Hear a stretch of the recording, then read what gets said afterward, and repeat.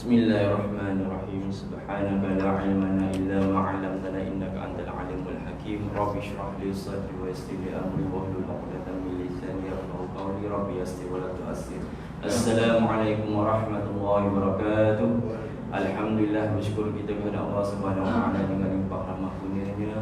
Allah himpunkan kita malam ini sama-sama dapat solat jemaah maghrib, dan alhamdulillah juga kurniakan rezeki, alhamdulillah kita ada kuliah, iaitu cara-cara kesempurnaan solat. Alhamdulillah Ustaz pun dah dapat hadir. Allah padakan usaha kita, insya-Allah jumpa Ustaz lagi.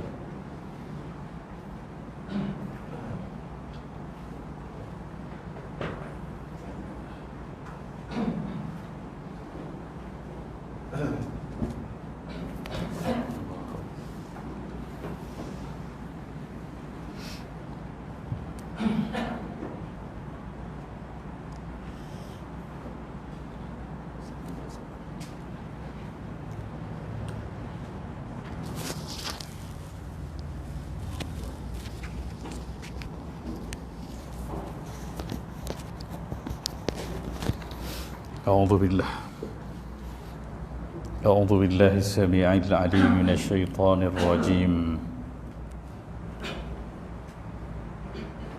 بسم الله الرحمن الرحيم. بسم الله الذي لا يضر مع اسمه شيء في الأرض ولا في السماء وهو السميع العليم. أحييكم بتحية الإسلام، تحية طيبة مباركة من عند الله السلام. السلام عليكم ورحمة الله وبركاته. وعليكم السلام. إن الحمد لله نحمده ونستعينه ونستغفره ونستهديه ونتوكل عليه ونتوب إليه ونعوذ بالله من شرور أنفسنا ومن سيئات أعمالنا. من يهد الله فهو المهتد ومن يضلل فلن تجد له وليا مرشدا. أشهد أن لا إله إلا الله وحده لا شريك له وأشهد أن محمدا عبده ورسوله. اللهم صل على سيدنا محمد وعلى آله وصحبه أجمعين. رب اشرح لي صدري ويسر لي أمري واحلل عقدة من لساني يفقهوا قولي. سبحانك لا علم لنا إلا ما علمتنا إنك أنت العليم الحكيم. لا حول ولا قوة إلا بالله العلي العظيم. أما بعد. Kasih yang bahagia Tuan Imam, Tuan Bilal yang menyempurnakan solat jemaah fardu maghrib kita sebentar tadi. Soalnya kepada seluruh warisan wajatan kuasa yang bersama, tuan-tuan, puan-puan, tamu Allah yang dirahmati dengan iman. Alhamdulillah, puji dan puja setinggi-tinggi syukur kita persembahkan pada Allah Subhanahu wa taala. Pujian yang banyak, hamdan katsiran thayyiban mubarakan fih. Pujian yang banyak, yang penuh dengan kebaikan, keberkatan padanya. Kerana ucapan itu, ya, sebagaimana pengajian yang lalu pada bulan sudah, ya, telah menjadikan para malaikat berebut-rebut, ya, 30 lebih para malaikat ingin mencatat pahala amalan zikir Rabbana lakal hamdu hamdan katsiran thayyiban mubarakan fi. Begitulah mudahnya buat pahala bagi orang yang masih bernyawa di atas dunia ni. Tapi begitulah, kalau kita leka dan alpa dan akhirnya kita pergi meninggalkan dunia, kita sangat teringin untuk pulang walaupun seketika, untuk melafazkan lafaz-lafaz yang agung, lafaz-lafaz yang pulangannya terlalu besar. Subhanallah, subhanallahil azim pun memenuhi timbangan kontainer pahala. Bayangkan, ya, pujian pada Allah Subhanahu wa taala juga memberikan pulangan pahala yang sangat besar. Tapi berapa banyak lidah yang Allah kurniakan ini kita gunakan untuk memujinya, bertasbih kepadanya, beristighfar, bertaubat, menyatakan, ya, kehambaan kita pada Allah Subhanahu wa taala.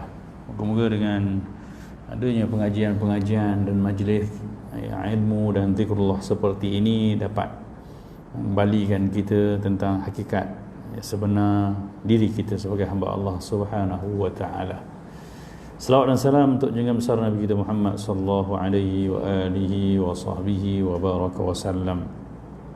Nabi yang Allah katakan harisun alaikum, sangat ambil berat tentang kamu. Bil mu'minina raufur rahim. Azizun alaihi ma'anitum, harisun alaikum, ya. Dia sangat memikirkan pasal kepayahan kamu dan ambil berat dengan bil mu'minina raufur rahim. Dan terhadap orang beriman Nabi ni sangat rauf. Rauf ini kata sifat bagi kalimah ra'fah. Ra'fah ni belas kasihan. Dia tengok kita ni, Allah kesiannya, tu perasaan begitu. Kesiannya umat aku ni, dia orang tak mampu. Sebab tu sembahyang 50 tu jadi 5. Bukan baginda tak larat, dia tak ada masalah, tapi dia fikir pasal umat dia. Sebab itulah dia tak wajibkan bersiwak setiap kali nak solat. Dia tahu kalau tidak berdosa semua gitu. Satu hari kena 5 kali gosok gigi berdosa lah, sebab tak gosok gigi cukup. Sebab tu dia ada lafaz dalam hadis Nabi tu banyak. Nabi kata laula an asyqa ala ummati, kalaulah tidak nanti aku ni membebankan, menyusahkan umat aku, la amartuhum bisiwak, aku nak perintahkan mereka ini untuk bersugi. Tapi Nabi tak jadi wajibkan, bukan kerana susahnya pada mereka, tapi kerana itulah sifat rauf. Bil mu'minina raufur rahim. Bersama dengan rauf, dia juga bersifat dengan rahim, iaitu maha sangat penyayang kepada umatnya.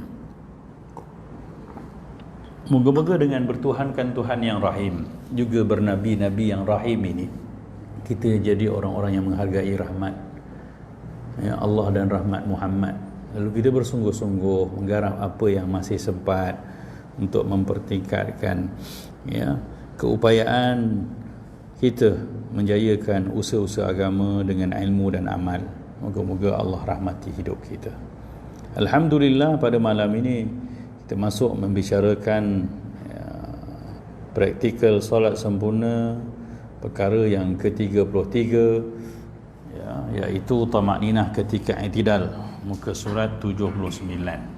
Sebelum tu ada nota kaki muka surat yang sama, 115, bercerita tentang yang zikir yang diiktiraf oleh Rasulullah SAW tentang seorang sahabat yang bangun dari i'tidal menyebut Rabbana lakal hamdu hamdan kathiran tayyiban mubarakan fi. Sedangkan Nabi pernah menyebut Rabbana lakal hamdu mil'us samawati wa mil'ul ardi wa mil'u ma syi'ta min syai'in ba'd.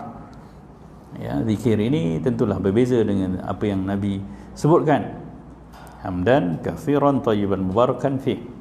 Maka Imam Ibn Hajar mengulas tentang wastudilla bihi ala jawazi ihdath dzikri fi shalah.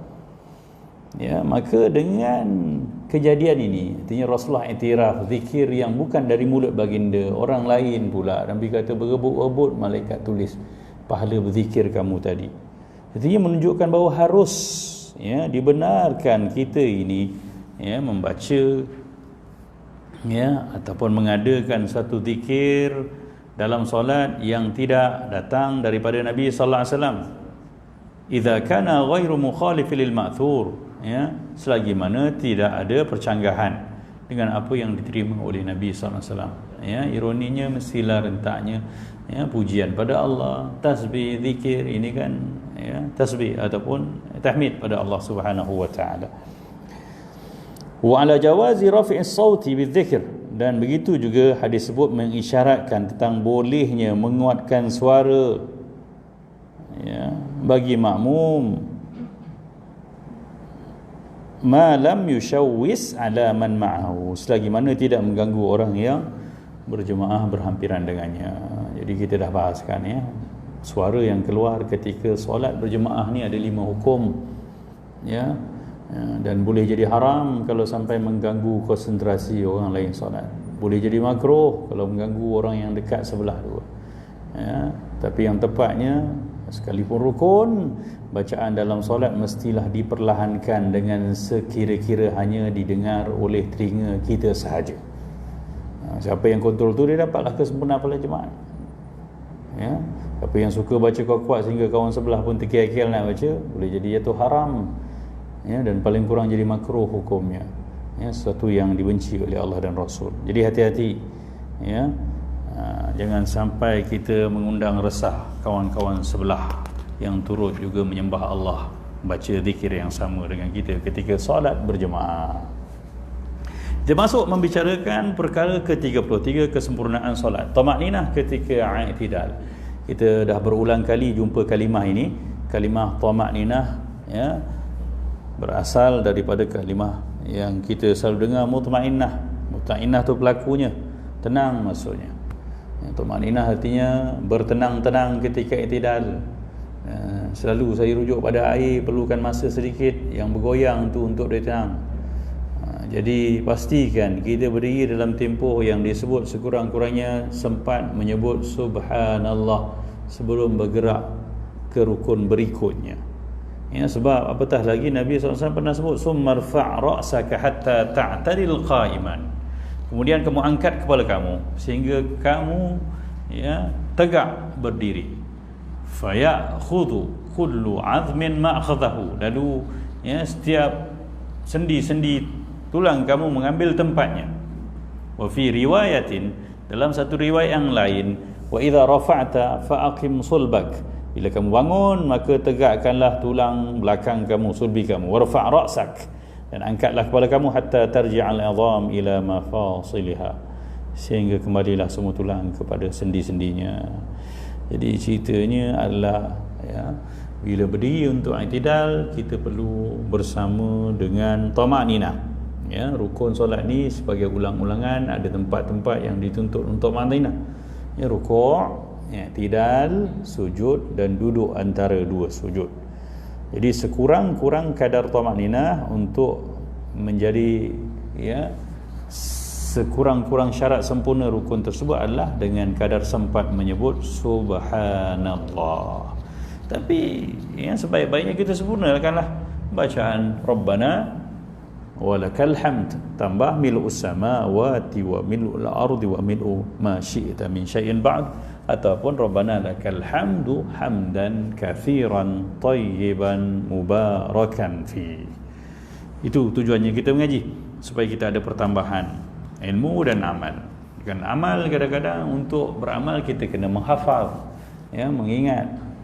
Jadi semua itu pertambahan pahala, ya. Dan jangan risau kalau kita menghadapi kepayahan untuk mengingat satu benda, ya, cuma anggap ke benda tu santai-santai sahaja. Dan kemudian kalau susah, kita ada satu pujukan hadis Nabi, apa Nabi kata, al-ajru ala qadril masyaqqah.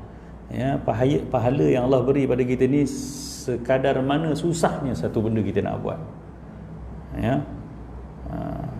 Sebab tu siapa yang paling susah nak datang ke surau ni, pahala dia paling besar. Kan? Tongkat ni. Pahala dia paling besar. Yang paling jauh paling banyak pahalanya. Kita baca Quran tergagap-gagap. Nabi kata wallazi yatata'ta. Nabi pujuk, orang baca Quran ni tergagap-gagap, tersasul-sasul, falahu ajran. Untuknya double pahala, 2 pahala. Orang lain satu huruf 10 pahala, dia 2 pahala, 20 pahala. Baik gagap. Itu pun tak buat. Tak tahu. Sebab tu kita bertuhankan Tuhan yang maha kaya, maha mesra, maha melayani hamba. Jadi layanlah kehidupan ni sewajarnya. Ya, jangan risau dengan apa yang ada pada kita, dengan kekurangan kita, sebab kita bertuhankan Tuhan yang maha melihat segalanya. Dia mengadili semua benda dengan tepat. Dia yang menghendaki kita begini. Kan, kita lahir dengan keluarga yang tak sembahyang contohnya. Ya, daripada tak kerti sembahyang nak jadi orang sembahyang tu pahala besar tu. Daripada lahir-lahir keluarga memang anak pak lebay. Tak samalah. Jadi syukuri je apa yang masih ada dengan kita, dan kita bertuhankan dengan Tuhan yang sama, yang menilai semua benda, ya, dengan takaran kehambaan kita. Okey, seterusnya perkara kemudian dah saya baca malam, jarakkan kaki yang kurang tepat. Jarak ada gambar muka surat 80 tu, jarak kaki yang terletakkan terlalu jauh antara dua kaki. Jadi sembahyang dalam mazhab Syafi'i, jarak kaki kita sejengkal je. Sejengkal je, kadar selesa lah. Ya, sebab itu kalau ada keperluan, memanglah sembahyang berjemaah ni rapat. Sebab tu diperjelaskan dalam beberapa kitab fiqh mazhab Syafi'i, rapat ni memadai dengan bersentuhan mana-mana anggota badan. Tak perlu mengasak kawan kita dengan kaki kita sehingga mengakibatkan kita terkangkang. Ya, sebab bila terkangkang, rupa sembahyang kita tak cantik dah. Ya, sedangkan kita bersembahyang ni sebenarnya kita berhadapan dengan Tuhan yang maha agung, maha perkasa, maha halus, maha lembut, maha indah. Kita asak kawan lagi. Mana tak lagi kena injek kuku kaki tak potong tu. Kan? Makin dia lagi makin kita asak. Jangan buat gitu. Tak kena sebenarnya. Tidak ada kitab fiqh menyebut bahawa kaki perlu dirapatkan sampai awak kena terkangkang macam tu. Sembahyang ni, sembahyang berjemaah kita kena faham. Sembahyang berjemaah ni dia sebenarnya adalah satu suasana ataupun satu majlis yang memupuk keharmonian. Ya, antara hikmah pensyariatan solat berjemaah ni apa dia? Ya. Dia adalah tujuan utama untuk kita memupuk suasana harmoni. Ya, bertegur siapa, berbual mesra lepas sembahyang dan berada bersama tu dalam keadaan yang saling memberi kesesaan dan kenyamanan. Macam mana nak nyaman kalau dah kaki macam tu? Jadi cukup kan kita ada lengan yang masih boleh bersentuhan. Ni dah PKP ni, PKPP sampai hari ni tak dapat nak rapat. Dulu tak nak rapat, sekarang tak payah rapat terus, senang. Jadi begitulah ya, kadang-kadang Allah tegur kita ya, sebenarnya banyak benda yang muhasabah. Artinya tentulah fadilat tu dah makin kurang. Tapi siapa kan, satu ada hadis Nabi yang cantik, siapa yang pernah beramal satu benda dengan tepat dan sekatunya ada mudarat, ada kesakitan, dia tak dapat lagi berbuat begitu, tetap untuknya pahala solat berjemaah yang sempurna. Itulah baiknya Tuhan kita. Memang ada Nabi, tapi siapa yang satu melazimi satu amalan tapi dia tak buat amalan tu hanya kerana dia musafir atau dia sakit, Allah tetap dia bagi dia ganjar pahala. Begitulah hebatnya Allah SWT. Allah tengok hati sebenarnya ya. Seterusnya kita tengok ya, praktikal solat sempurna yang ke-34. Takbir intiqalat, iaitu menyebut Allahu Akbar ketika hendak sujud ya. Sebagai ulang-ulangan, takbir dalam solat ni dua. Takbir lah, bila sebut takbir artinya melafazkan Allahu Akbar. Bukan angkat tangan tu, angkat tangan ni angkat tangan lah ya. Bila sebut takbir apa dia? Allahu Akbar. Kena faham tu. Bukan angkat tangan. Angkat tangan dipanggil raf'ul yadain, angkat kedua tangan ya. Ini sunat hay'ah, sunat penghias solat. Dalam solat, semua gerakan solat dimuatkan dengan zikir ini kecuali ketika bangun daripada rukuk. Itu sahaja. Jadi bangun nak sujud, Allahu Akbar, Allahu Akbar. Walaupun makmum kita kena bersuara dengan kadar yang sesuai lah. Sebagai makmum, Allahu Akbar nak rukuk, Allahu Akbar nak sujud pun Allahu Akbar.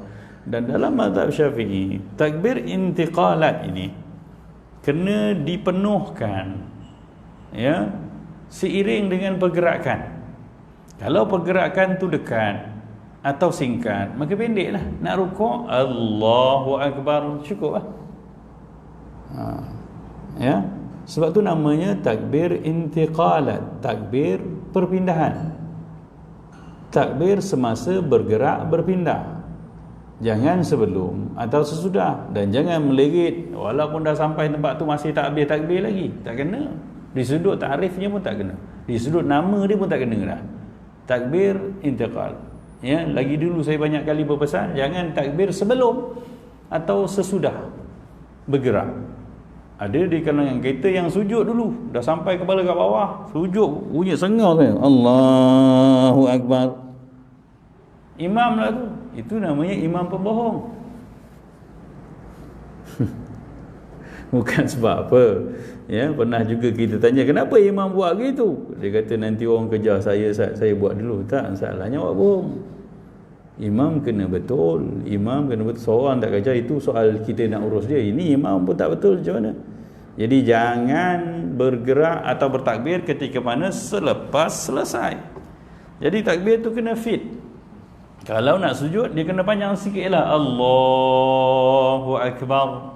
Baru kena. Bangun dari sujud, pendek je lah. Allahu Akbar. Nak rukuk, Allahu Akbar, pendek. Ini tiru Mekah. Semua nak tiru orang Mekah. Nak rukuk pun Allahu Akbar. Akbar, Allahu Akbar, rukuk je. Yang bestnya nak bangun daripada rakaat ketiga, nak pergi rakaat keempat tu berdiri. Allahu Akbar, pendek je. Macam mana namanya tu? Takbiratul intiqal. Ya, sebab tu tolong betulkan balik. Ya, sebab itulah kita petik apa yang disebut dalam kitab ini supaya kita dapat mengembalikan ketepatan cara mengerjakan solat. Kana Rasulullah sallallahu alaihi wasallam idza qama ila as-salati yukabbiru hina yaqum. Nabi sallallahu alaihi wasallam apabila berdiri untuk solat, baginda bertakbir ketika berdiri. Ini takbiratul ihram. Thumma yukabbir hina yarka'. Kemudian Nabi sebut lagi Allahu Akbar, takbir ketika hendak rukuk. Thumma yaqul sami Allahu liman hamidah hina yarfa' salbahu min ar-ruku'. Kemudian baginda sebut sami Allahu liman hamidah ketika mengangkat tulang sulbinya daripada rukuk. Ni i'tidal, nak i'tidal kan. Thumma yaqul wa huwa qa'im rabbana lakal hamdu. Kemudian baginda ketika berdiri itu ya sebut rabbana lakal hamd. Thumma yukabbir, kemudian bertakbir lagi hina yahwa, ketika hendak turun. Turun tu maknanya turun nak sujud. Jadi ada sebutan, Nabi sebut Allahu Akbar ketika nak turun. Dan diperjelaskan dalam mazhab kita bahawa takbir ini namanya takbiratul intiqal, ya, atau takbir intiqalat. Intiqalat tu jamak lah, intiqal singular dia. Ya, jadi kenalah memenuhi. Cuma mungkin ada yang merasa agak susah bila mana bangun daripada rakaat pertama nak pergi rakaat kedua, rakaat ketiga, ya, bersujud tu nak bangun ke rakaat keempat, panjang Ustaz. Betul nafas, bersujud Allahu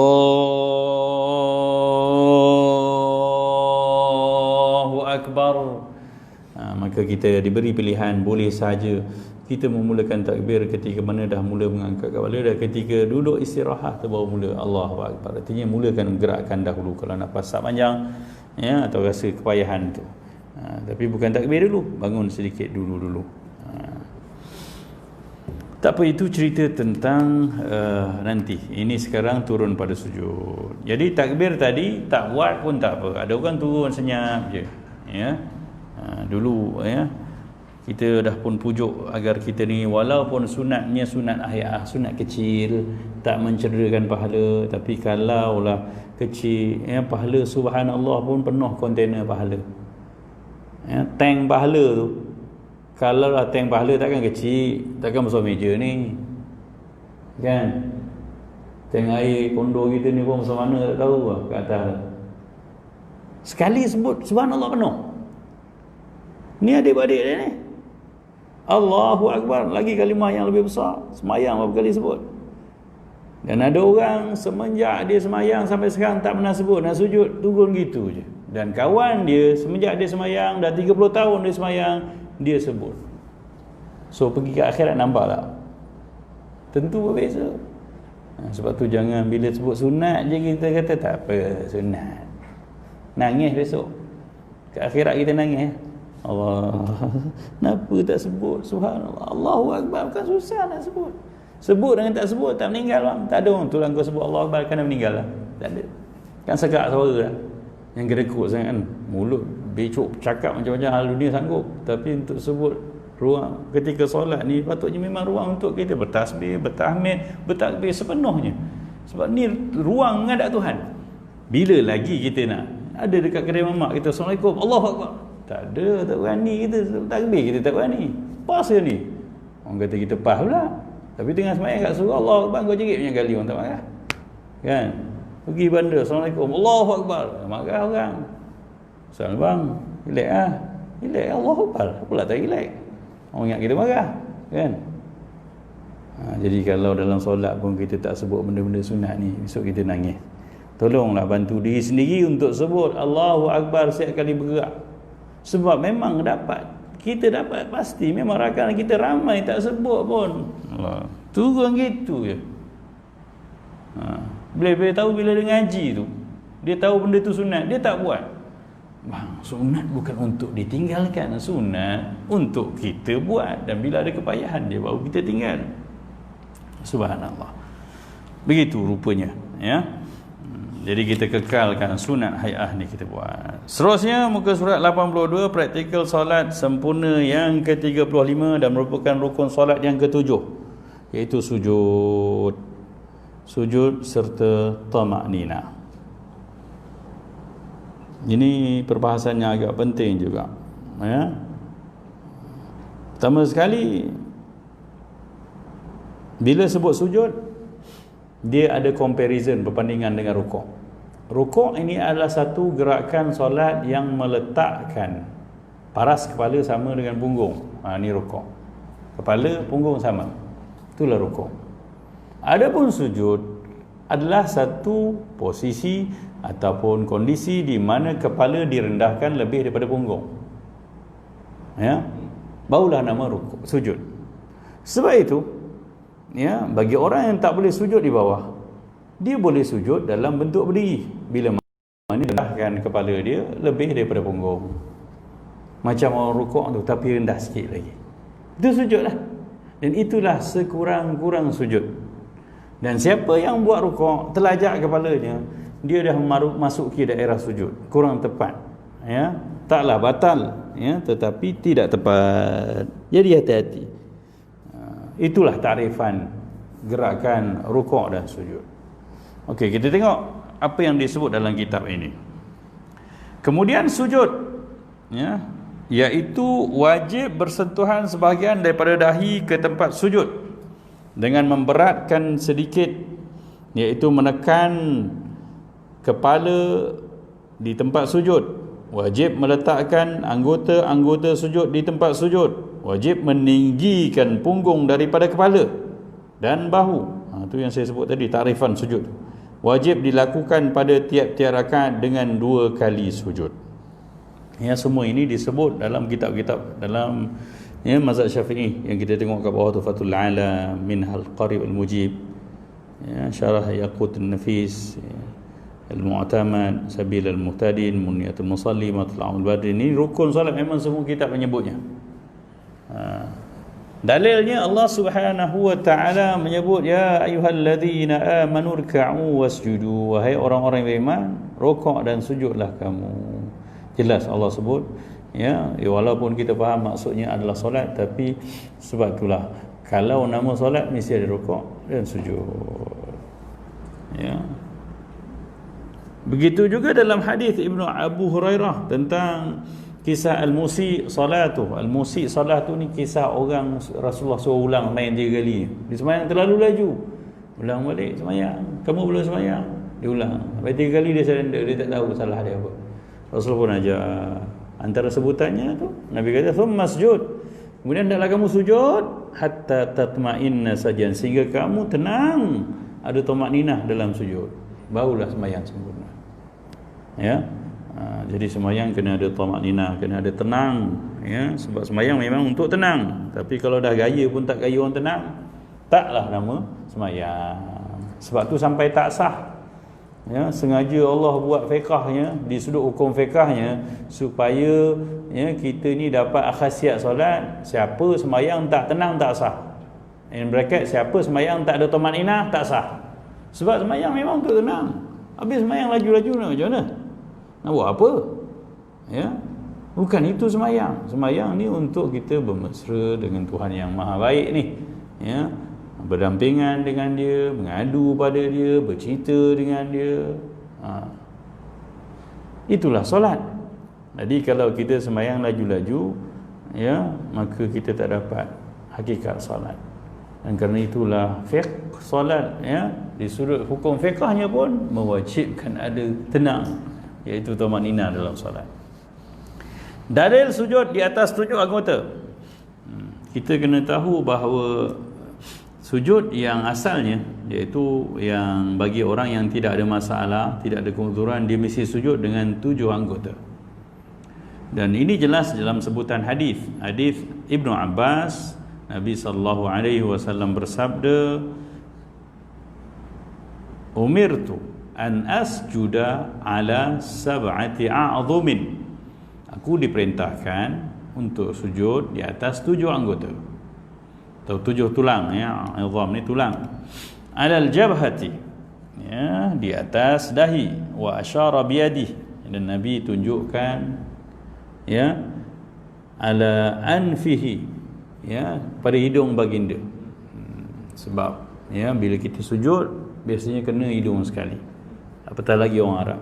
Dan siapa yang sujud tak kena hidung, jangan kecewa sangat, sah juga. Ya, sebab tu memang jenis kita tak berapa ada hidung. Ya, sebab rukunnya dahi bukan hidung.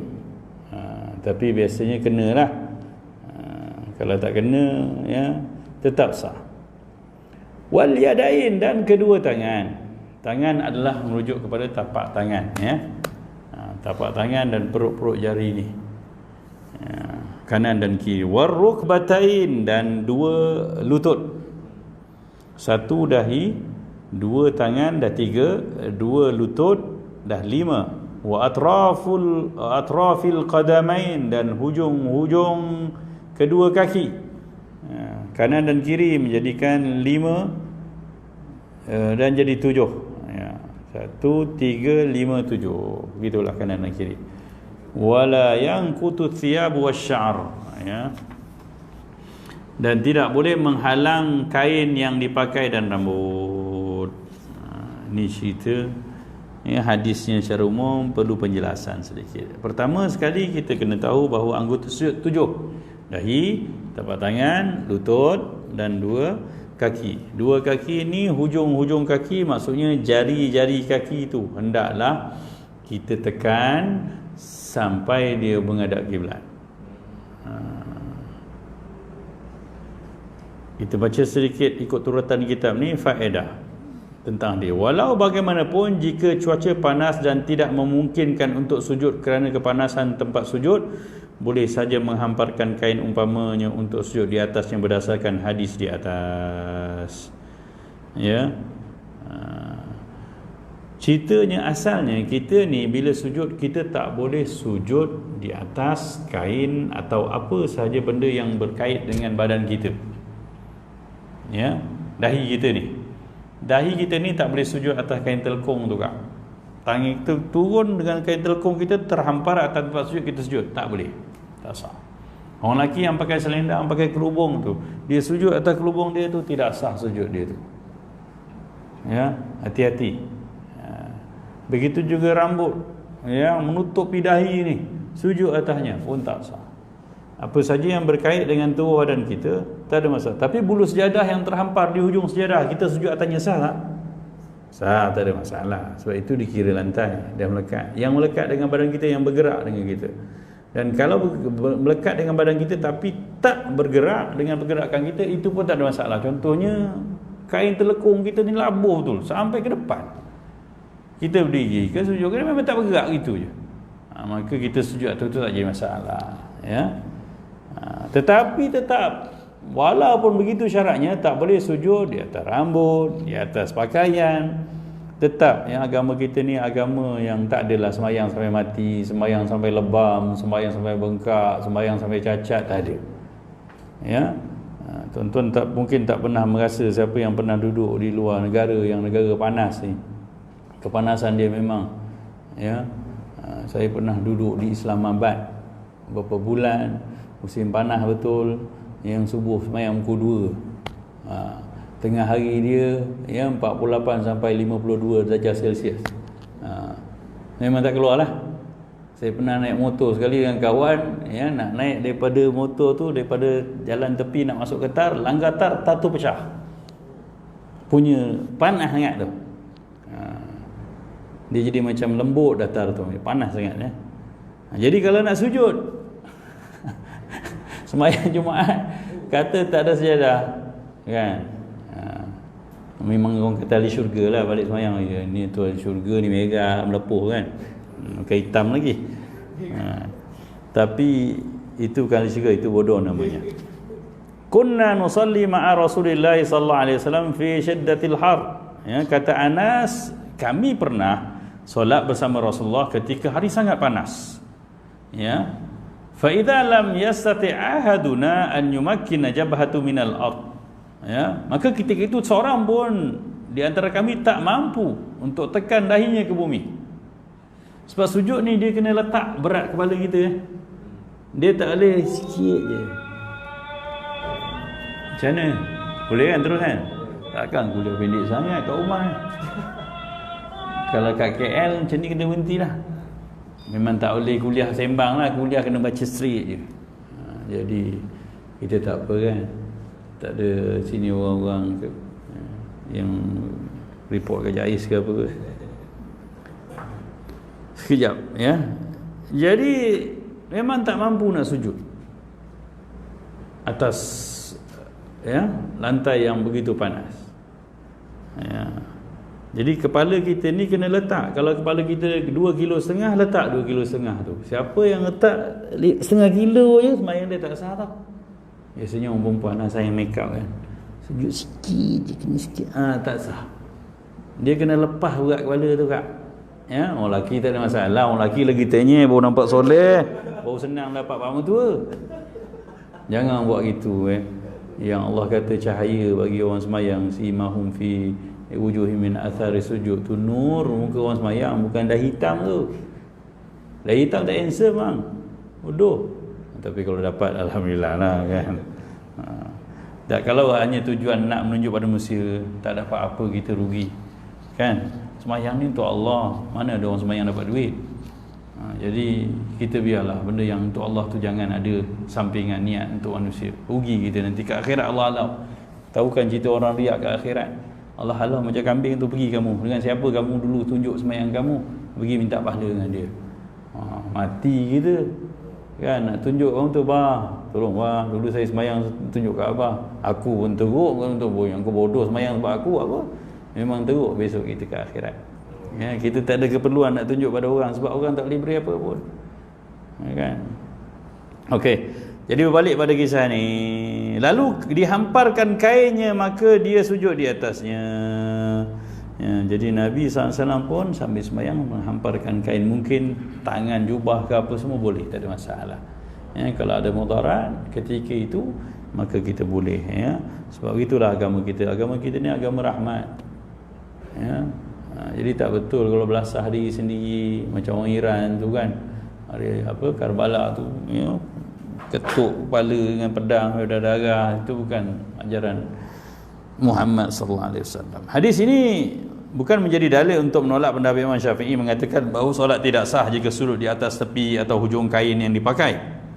Ini kerana boleh jadi tepi kain yang diletakkan seperti yang disebut dalam hadis tidak bergerak dengan bergeraknya orang yang bersolat, kerana dia tidak membawanya, atau mungkin dibawanya tapi tidak bergerak walaupun orang bersolat itu bergerak kerana kain itu panjang.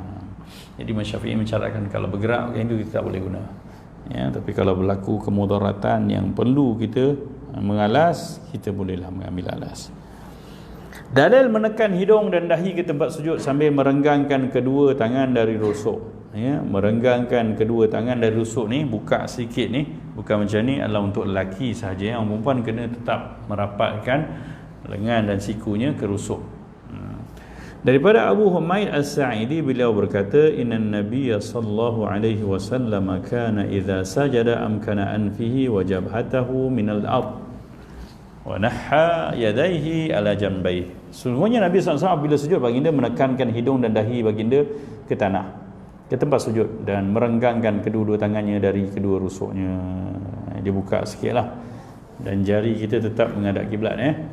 Pegangan jari kita tu bukan macam ni, bukan macam ni, pastikan menghadap kiblat. Lurus, cuma buka sikit, jangan buka besar sangat sampai orang sebelah tak boleh tu, senak pula orang sebelah ni kan. Ingat solat berjemaah bila mana berlaku kesesakan, kita lah yang kena kecilkan badan. Di situlah pahala besar. Bukan kita yang kepak besar betul badan kecil, tapi tayar akhir tu dia ya 5 jengkal ambil. Sampai terkeluar kaki. Baik, tak payah sembahyang jemaah kalau siapa jiwa macam tu, sembahyang kat rumah lah bang. Ya. Ada orang tayar akhir sebelum orang bangun, dia bangun siap-siap buka kaki lalu lah. Orang lain tak ada space tu. Itu bukan jiwa orang sembahyang jemaah. Tapi hari ni ya, kita tak payah apa dah sembahyang atas jadah sendiri, sayu pula kan. Dalam hadis lain Rasulullah SAW bersabda, i'tadilu fis sujud, Ya, luruslah ketika sujud, kata Nabi. Wala yabsut ahadukum dhira'aihi min bisatal kalb. Ya, janganlah pada kamu melepaskan atau membentangkan kedua-dua tangannya sebagaimana pembentangan anjing. Anjing kan suka duduk macam tu, comel je kan. Sujud ni tak boleh buat tangan macam tu, atas kena angkat. Jangan macam anjing lepak tu, sap, yang siku pun kat bawah kena angkat. Tu tangan Mamat tu tengok. Okey, ini teguran Nabi, ya. Jadi kita pastikan sujud kita betul lah, jangan letak siku sampai kat lantai. Syarat sah sujud ini yang paling penting lah. Bila mana rukun, kita kena tahu macam mana nak menyempurnakan rukun dengan syarat-syaratnya. Pertama, hendaklah sujud dengan 7 anggota badan, ya. Dan ini 7 anggota sujud tadi, ya, maksudnya yang kita dah sebut tadi: dahi, telapak tangan, lutut dan jari-jari kaki. Jari-jari kaki ini dia sekurang-kurangnya diwakili oleh 1 jari bagi setiap kaki, dan dia mesti ditekan menghadap kiblat. Tak mada dengan pacak itu, apatah lagi letak kuku lah, kena gitu, ya. Paling kurang, tapi paling baik patahkan semua tu lah. Tapi yang boleh-boleh lah, jangan sampai aduh menjerit pula. Yang gaut minta maaf lah, tak boleh lah kan, sebelum gaut lah nak buat. Yang dah sakit sekadar sahaja. Sebab tu, ya, bagi yang sihat sekurang-kurangnya 1 jari dia mesti dikepak ke depan. Kalau langsung tak ada lagi 1 jari diwakili, maka tidak sah, ya. Hati-hati tu, sebab ramai kadang-kadang. Dan bila sebut 7 anggota ni, 7 anggota ni mestilah berada dalam keadaan serentak, diam untuk tempoh tamakninah. Jangan letak kepala, kaki masih terangkat, letak kaki, kepala dah angkat. Yang tu pun fail. Itu pun tidak sah. Itu puncanya sembahyang laju lah tu. Letak kepala, kaki masih terangkat, angkat, letak kaki, kepala dah angkat. Dahi hendaklah terbuka. Dahi saja, ya. Yang lain tak perlu terbuka. Kecuali orang perempuan lah. Lutut tak payah selak lah. Takkan sembahyang selak lutut bagi kena lantai kan, tak sah lah sembahyang. Pakai soket tak ada masalah, sarung tangan tak ada masalah. Dahi saja. Pun begitu ada penjelasan lagi.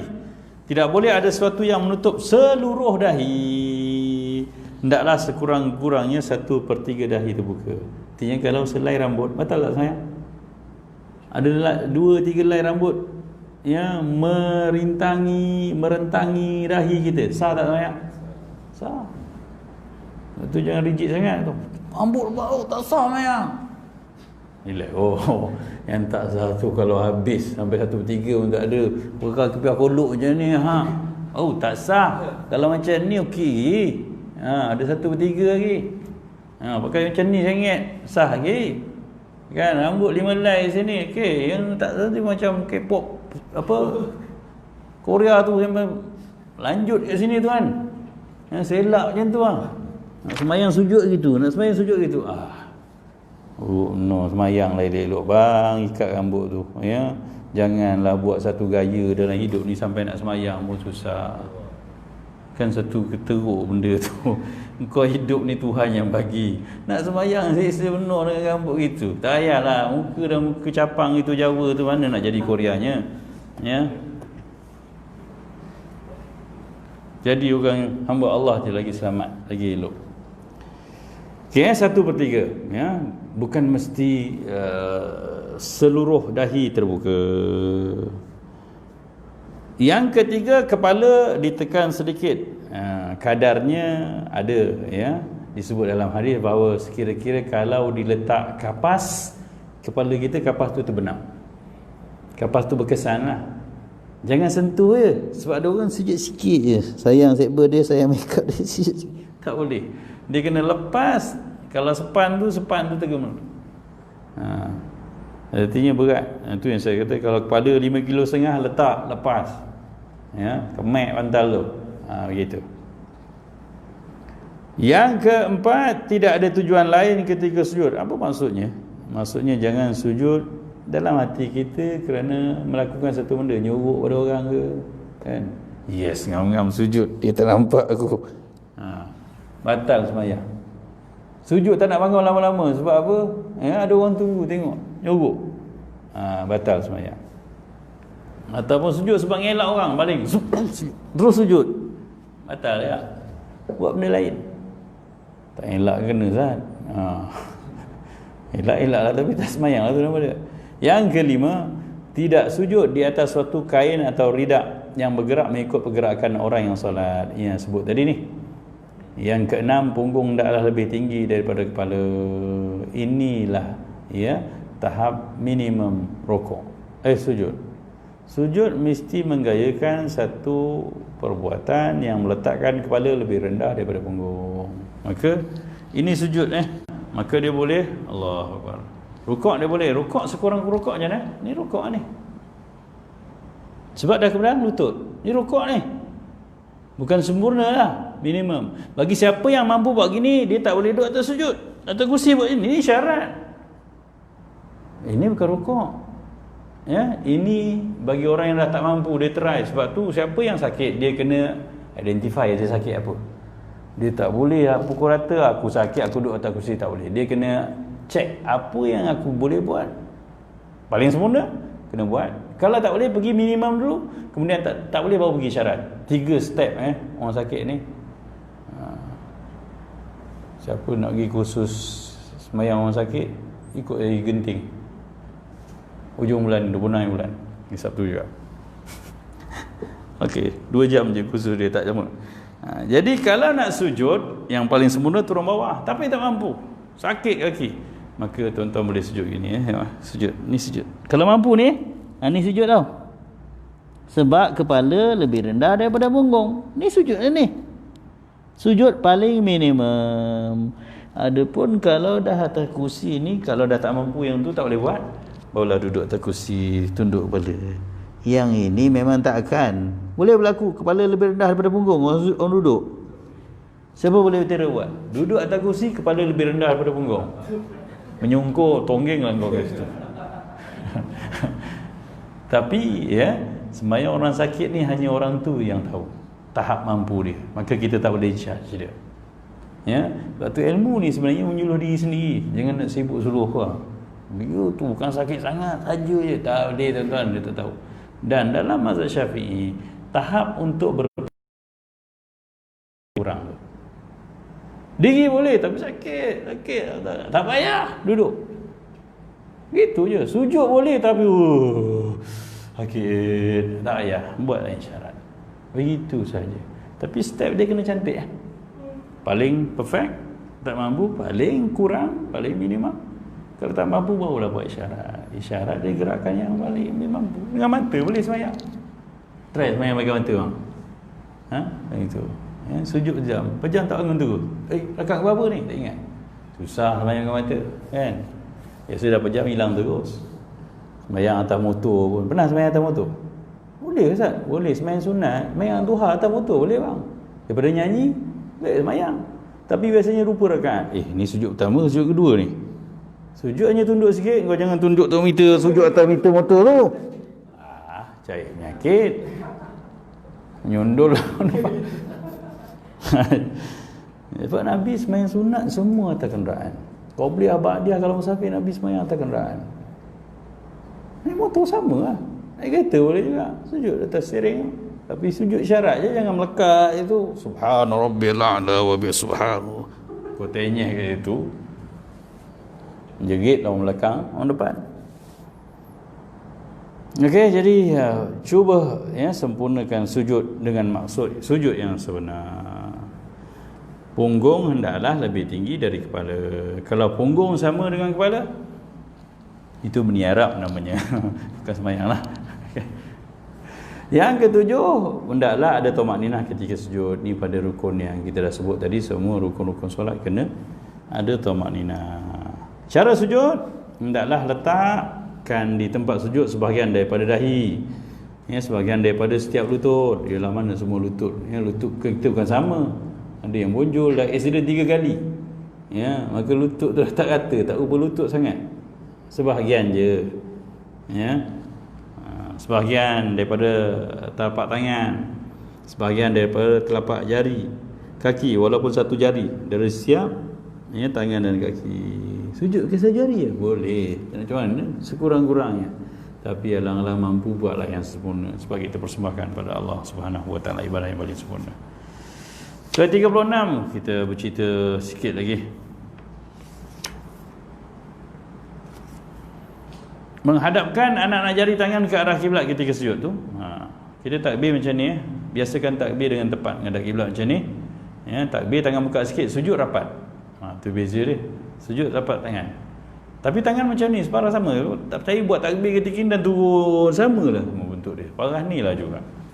Ya. Separah atas bahu sikit. Ya. Separah ujung jari dengan telinga atas. Dalilnya daripada Al-Bara' bin Azib, seorang sahabat radhiyallahu anhu berkata, kana Rasulullah SAW idza sajada fa wada'a yadayhi bil ard istaqbala bi kaffihi wa asabi'ahu bi'ihil qiblah. Nabi SAW sujud lalu mengetakkan kedua-dua tangannya ke bumi, baginda menghadapkan kedua-dua telapak tangan dan anak jarinya ke arah kiblat. Tengok para sahabat tengok. Ya, sebab Rasulullah bagi keyword satu kan, sallu kama ra'aitumuni salli. Kau kena sembahyang macam mana kau tengok aku sembahyang. Maka Rasulullah sembahyang, para sahabat tengok. Dan dia orang cerita kat kita, alhamdulillah. Muka surat 88 tu ada gambarnya. Ya. Menghadapkan anak jari ke arah kiblat ketika sujud, ya. Sama ada hadisnya pun tadi. Ini seorang sahabat yang lain, Abu Humaid As-Sa'idi berkata, inna Nabiy sallallahu alaihi wasallam sajada wastaqbala bi atrafi asabi'i rijlihi al-qiblah. Oh, ni anak jari kaki pula. Nabi SAW bila sujud, baginda menghadapkan hujung-hujung jari kaki baginda, kedua kaki baginda ke arah kiblat. Bila hadapkan kedua jari, maknanya kena tekan, ya, jari kaki tu kena tekan biar sampai dia tunduk menghadap kiblat. Dia tak mada dengan letak je, dia kena tekan sikit. Kena tekan. Tapi bagi yang mampu. Dan ada gambarnya muka surat 89 tu, kedudukan, ya, kaki atau jari-jari yang betul. Kedudukan kaki yang tidak sempurna. Dan suka juga kat notis, ya, bahawa kita tidak pun dituntut, ya, untuk merapatkan kaki ketika sujud. Ya, kalau kita tengok dalam muka surat 93 tu, idza sajada farraja baina rijlaihi, bila Nabi sujud, Nabi merenggangkan kedua-dua kakinya. Dia sama ketika posisi berdiri, renggang selengkal maka sujud. Dia tidak ada perbezaan. Kita tak jadi pelik dan susah. Cuma, ya, baru-baru ni viral sangat satu gambar yang mengatakan sujud mesti rapat kaki. Kita pun pelik, ya. Dulu atuk kita tak sujud gitu, abah kita tak sujud gitu, sekarang baru sujud gitu. Rupanya dalam mazhab kita tidak ada keperluan bahawa kita melakukan benda yang agak, ya, susah dan jarang kita nampak tu. Seterusnya perbahasan ketika hendak sujud, hendaklah terlebih dahulu kedua lutut, kemudian kedua tapak tangan, kemudian dahi, kemudian hidung. Tapi ada pertemuan ni, baru ni saya jumpa seorang yang memperjuangkan sujud ni turun mesti dengan tangan. Bergaduh lama, semua orang dia gasak, mufti pun dia tak puas hati. Apa tak, cuma Dr. Rahili dia kata. Dia jumpa saya bahas lama. Rupanya baca bahasa Arab pun tak boleh sangat. Tapi semangat pelik. Betul. Sampai dia kata, Ustaz tahu Baghdad tu jatuh sebab apa? Sebab orang Islam lah turun tangan, lutut dulu sujud. Kata kau sampai macam ni teruk lah, kata. Saddam Hussein tu mati kena tembak, Iraq tombang tu sebab orang Islam turun lutut dulu. Habis hadis ni macam mana? Ya, memang dua-dua hadis. Imam An-Nawawi, saya cakap sini, Imam Nawawi pun tak boleh tarjihkan, tak boleh nak bagi penjelasan mana satu. Dua-dua hadis ni diterima. Hadis ni bercerita, okey, hadis pertama yang saya amalkan dalam mazhab kita, kana Nabi SAW idza sajada wada'a rukbatai. Wa'il bin Hujur, seorang sahabat, Nabi apabila sujud, baginda akan letak lutut dahulu sebelum tangannya.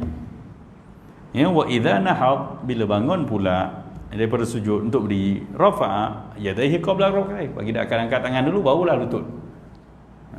Tapi, ya, pernah ada satu hadis Nabi pesan, tak disebut dalam kitab ni, sebab dia ambil satu pegangan je, ya, bila kamu sujud jangan hentakkan kaki macam binatang, atau ada satu hadis macam unta kan berat letak gitu, ya, maka Nabi anjurkan hendaklah kamu turun dengan tangan, kemudian lutut, ya, kemudian barulah kepala, dahi. So macam mana?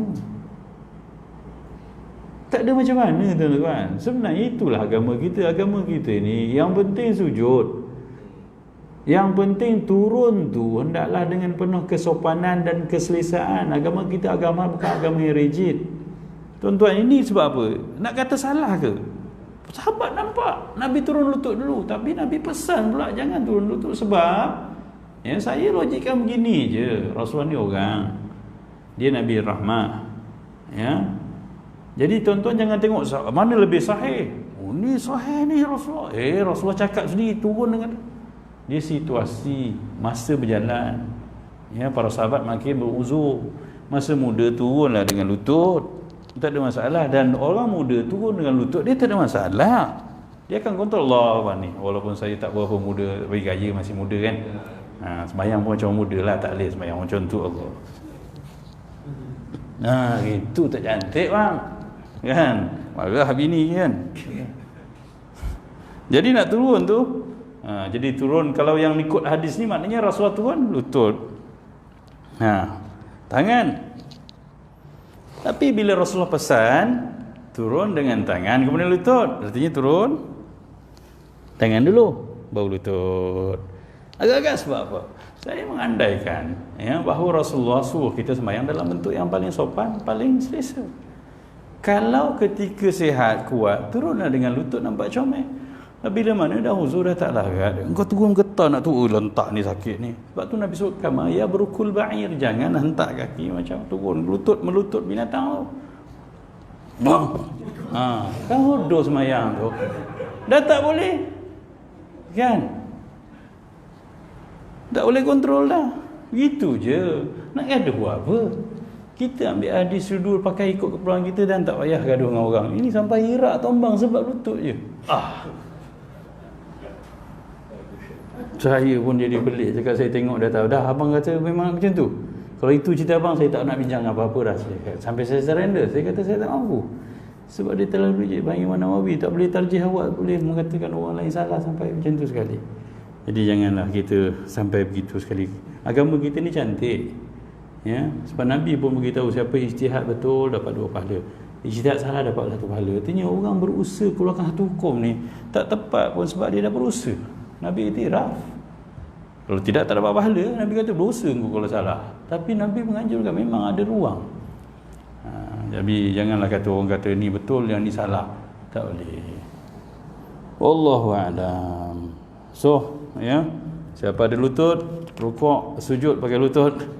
Siapa dah tak berapa ada lutut, pakai tangan lah. Kan? Susah apa sangat. Jangan pakai dahi dulu ya. Itu tujuan junam namanya.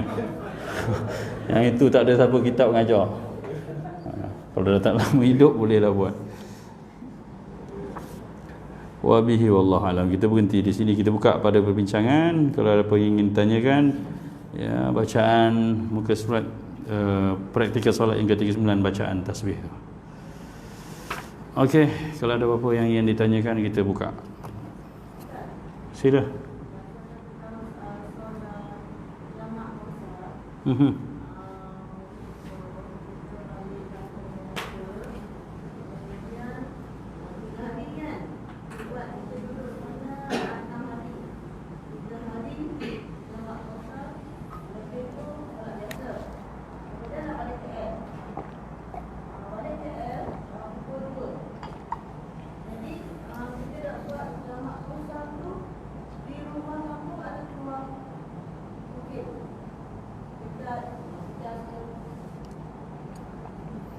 Macam ni, pertama sekali kena faham tempoh seorang yang bermukim. Bermukim ni artinya dia berhenti seketika selepas dia musafir. Tempat kita ni, tempat tinggal ni namanya Masautin. Saya bermasautin di sini. Bila balik atau tinggal di satu tempat yang kita duduk sementara melebihi tempoh musafir 3 hari tu, kita dipanggil bermukim di situ. Kalau balik kampung dah sampai 6 hari, itu bukan musafir. Itu dah bermukim. Bermukim dah tak boleh musafir. Yang boleh musafir, yang dikira musafir dah boleh jamak, orang yang berada di satu tempat 3 hari, tak masuk hari sampai dan hari keluar. Kalau 6 hari, bukan 3 hari pertama boleh jamak, lepas tu tak boleh jamak. Daripada mula sampai dah tak boleh jamak. Kena betulkan ni? Kena faham betul ni? Kalau dah memang plan nak balik seminggu, bukan 3 hari pertama saya boleh jamak kat kampung, lepas tu saya tak boleh jamak, salah tu. Sampai-sampai dah tahu dah, kita balik kampung hari Jumaat. Nak balik sini hari Rabu.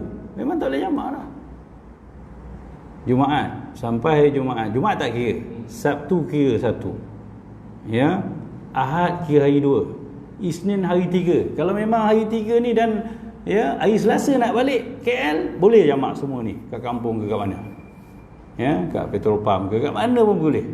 Tapi once kita dah kata nak balik hari Rabu, kita pegang hari Jumaat tadi, ini hari tak kira. Sabtu hari 1. Ahad hari 2, Isnin hari 3. Ni hari 4 ni, Selasa ni. Maknanya kita dah bermukim. Hari pertama sampai pun kita dah mukim. Sepanjang jalan je kita musafir. Sampai kampung dah tak boleh jamak dah. Itu yang kena diperbetulkan. Bukan 3 hari pertama, saya nak duduk London sebulan. Jadi 3 hari pertama saya duduk London, saya jamak dulu. No. Ya, bukan fahamnya begitu. Sepanjang musafir, kalau kita nak bermukim di satu tempat, maknanya kita tak boleh. Kecuali dalam tempoh kita musafir lagi, iaitu 3 hari pada satu tempat, tak masuk hari sampai dan hari keluar semula. Dan kalau memang musafir kat mana-mana sepanjang masa tu boleh jamak, dan kalau bermukim dah tak boleh. Kalau memulakan balik musafir, keluar daripada qaryah tu nak balik kampung, dah keluar daripada kampung kita sampai kampung sebelah, nak boleh jamak, nak balik KL. Dan ya, baru ni dah ada satu kajian terbaru bahawa ya, kadar ya 16 farsakh, 2 marhalah yang paling mirip dengan kiraan metrik adalah 81 km. Boleh pegang yang tu lah. Sebab kajian syarah pasar UKM dia kaji betul-betul ni.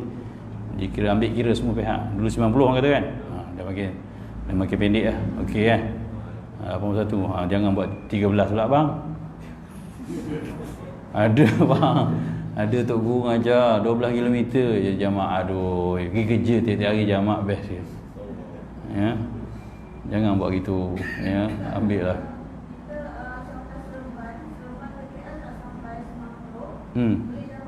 Tak boleh Saya kata tadi 81. Bila kita dah musafir satu tempat yang pasti dengan jarak 81, kita keluar qaryah kita ni. Ya, kita sembahyang Jumaat dekat mana? Batu 9. Ya, masuk Batu 10. Dekat surau tepi, kat sekolah, depan sekolah tu boleh sembahyang dah. Jamak asar. Ya. Kat Bukit Dokong tu dah boleh sembahyang dah. Kat Shell, kat petrol pump, mana-mana dah kita boleh sembahyang jamak dah asar dengan zuhur kalau keluar tu. Tapi kena keluar. Dah masuk sempadan qaryah kita tak boleh. Musafir ni bermula dengan kita keluar daripada sempadan qaryah kita. Tak tahu qaryah sini kat mana habisnya. Ni Kampung Melaka kira kan. Ni Batu 9, dia punya border dia kat mana?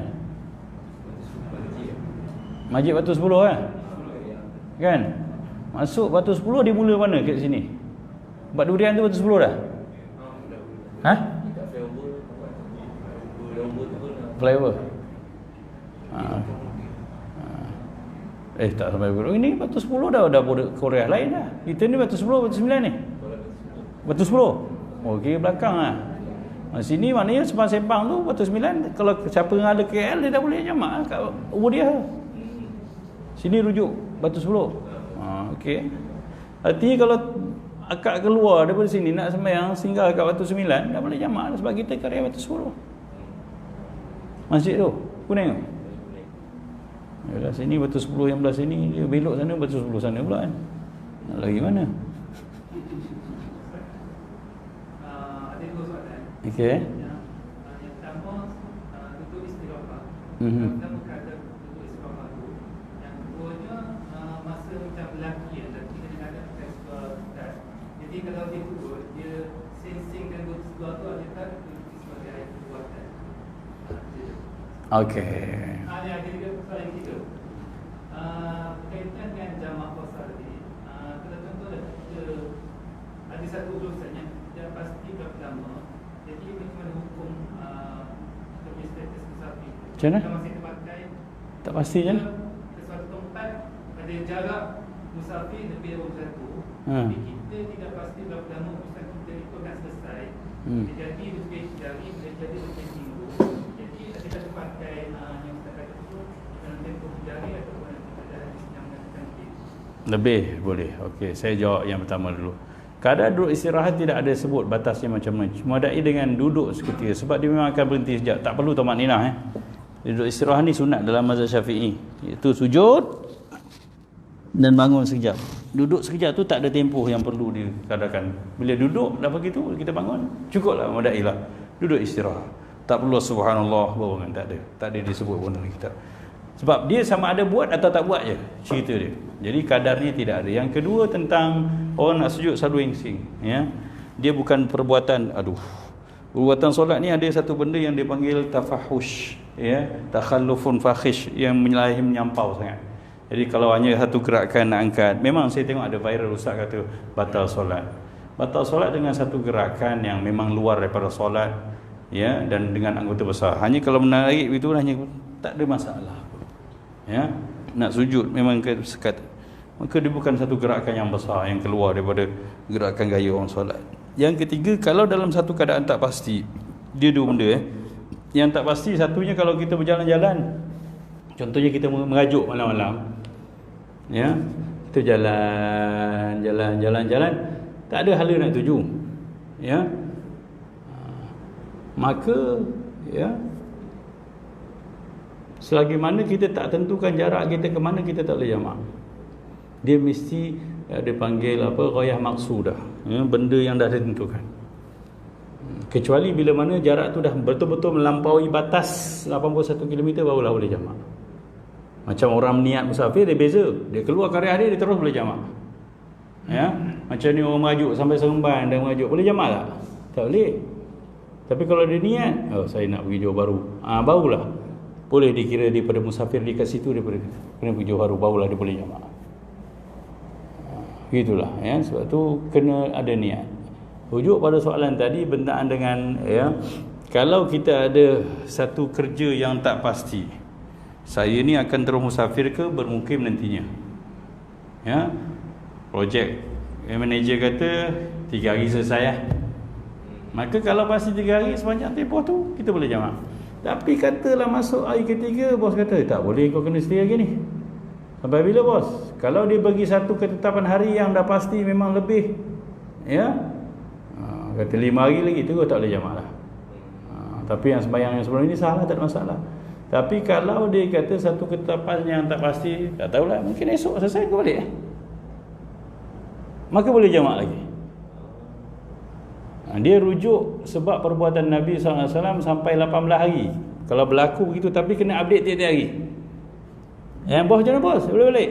Ada kerja jauh baru lah, aku ingat hari ni kau boleh balik, esok lah kau balik, boleh jamak lagi. Tapi sampai tiap hari. Tapi jangan ada bodoh-bodoh gitu kan. Biasa dia beritahu 5 hari nanti, kan. Nabi punya cerita sebab hari pembukaan kota Mekah, Nabi tak balik. Nabi duduk kat Mekah tu, patut dah balik Madinah, tak balik. Sampai 18 hari, ya, Nabi jamak. Sebab apa? Nak tengok situasi dah stabil belum Mekah ni kan. Dah nama Nabi dah balik, tapi tak boleh. Nak balik tak boleh. Jadi merujuk kepada itu, mazhab Syafi'i mensyaratkan sampai 18 hari sahaja. Betulnya Abu kata boleh balik. Malam Abu kata boleh balik. Aku cakap je balik, sebenarnya tak boleh. Aku tengok ada sejak lagi. Esok boleh? Esok insya-Allah. Tapi esok tak boleh balik lagi. Kalau dia buat kelakar pun sampai 18 hari. Bas, dah cukup 18 hari bah. Kelakar ni dah tak balik dah untuk jamak so. Macam itulah rujukan dia. Wallahu a'lam. Ada soalan lain? Soalan kadang Ustaz, kita dalam solat sunat awabin selepas maghrib, straight 6 rakaat dengan satu salam boleh ke? Boleh, solat sunat ni boleh, tapi ya dia menyalahi sunnah lah. Ataupun khilaful aula, menyalahi yang lebih utama. Kita nak beramal, tengok amalan-amalan ni paling baik 2 rakaat beri salam, 2 rakaat beri salam, dan paling panjang pun 4 rakaat beri salam. Dan ya, kalau kita rujuk sunat-sunat sunat ni, sembahyang yang malam Nabi buat selalunya 2. Kalau ada 4 rakaat pun 1 salam, itu sembahyang pada waktu siang. Ya, kalau ikut sunnah lah. Dan apa salahnya? Kenapa kita nak buat benda yang pelik? Nak tanya boleh tak boleh? Saya nak buat juga 1000 rakaat 1 salam. Tak payah bang, buat je macam Nabi lagi baik. Sebab kadang-kadang kita bertanya ni, ya, sebab tu kita nak buat panduan. Jadi bila Nabi bagi panduan sembahyang siang, ya, boleh 4 rakaat, boleh 2 rakaat 1 salam, ya. Tapi selalunya memang 2 rakaat 1 salam, ya. Tapi sembahyang malam memang Nabi buat 2 rakaat dan diakhiri dengan sekali. ya, satu witir. Wallahu a'lam. Lain, ada persoalan lain? Kalau tak ada, kita berhenti dengan tasbih kafarah dalam surah Al-Asr.